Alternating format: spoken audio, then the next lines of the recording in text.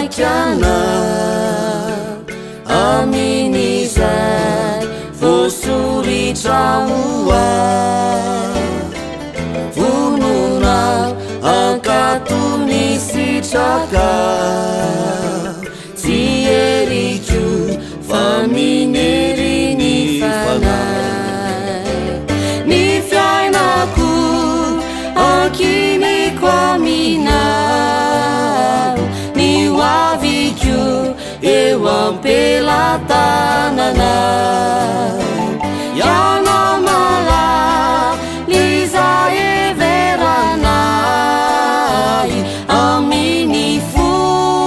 no anekeko anay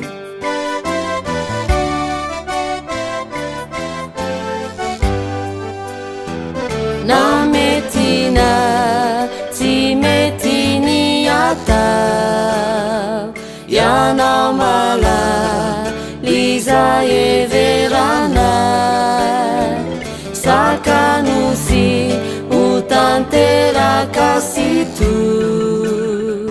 Izay iriko nefa tsy mahasoa ny fiainako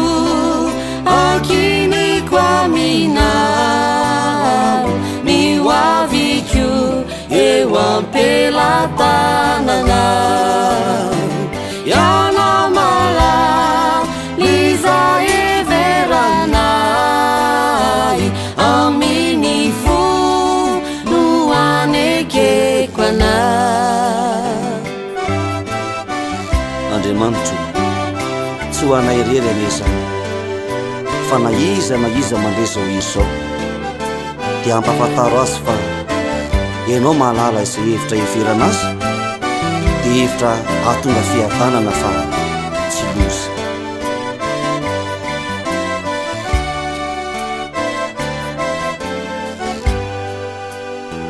tsy angovitra tsy anantahotra yana Jesosy tokisy erihoay maizany enjikana itsaray tsy emotra fa ijoro anompo anay ny fiainako ankiniko aminao ny hoaviko eo ampelatanana